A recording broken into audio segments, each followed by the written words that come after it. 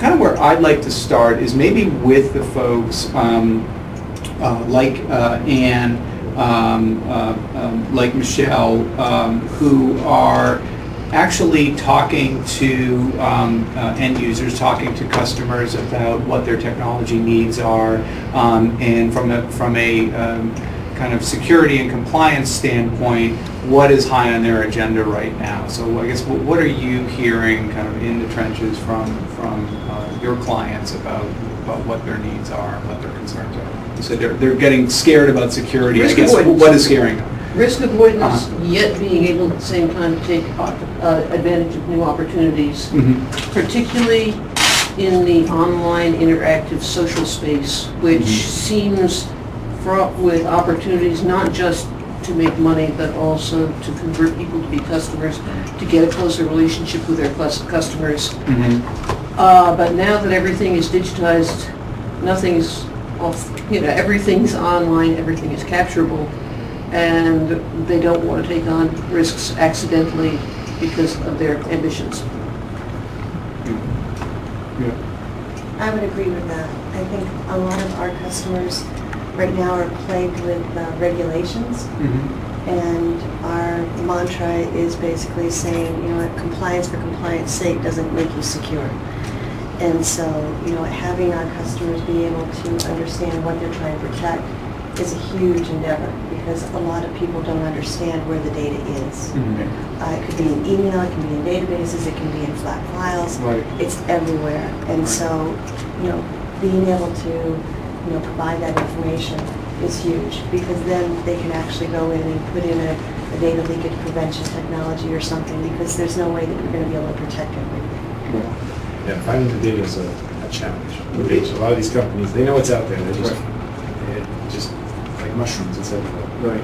Right. I mean, kind of at the 10,000 foot level, I mean, one of the things that we and other folks are seeing as well is this shift from kind of threat protection and security to risk-based protection, right? To governance risk and compliance, right? So that's kind of the meta trend, and I don't know if it's really actually fully shaken out yet. I don't think it has at all. So as I talk to end users, it seems that sort of by and large there is still kind of, in terms of the tools they're using, in terms of the way that the investments that they've made are still around perimeter protection, endpoint protection, threat identification, threat blocking. But the need, and the growing need because of compliance and so on, is around this risk-based assessment. Where is our what are we trying to protect here? Where is our sensitive data? What controls do we have around it? How is it moving? Right? And it strikes me that while we have very sophisticated and very kind of fine-grained tools around spam identification, spam email, email-borne viruses, the data piece, both in terms of discovery and security, is still evolving, and certainly adoption of it seems to be evolving. It's almost a cultural change. A lot of companies have spent 20, 30 years building IT departments that are really good at cranking out software, and meeting their business needs. And security was something they didn't really focus on. And it's funny because we talk to a lot of customers and they understand it. I mean, they know how to do it. They may know how to do it, but it's not one of these things they're actually designed. Their IT departments are kind of fighting against themselves.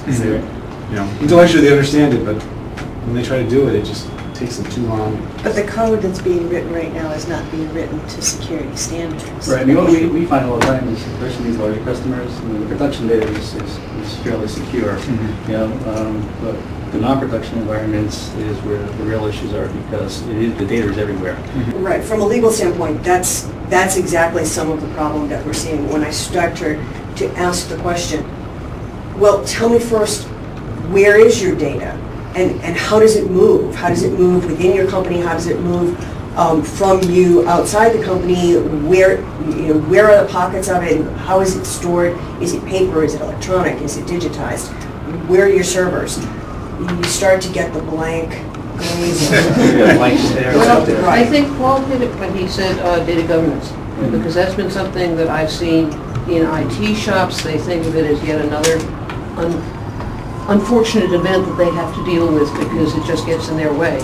And yet, without some kind of data governance and knowing the flows and knowing where the risk is in your business processes, you end up trying to do too much, end up trying to mask too much, or else you end up trying to classify the data adequately, which is very difficult to do.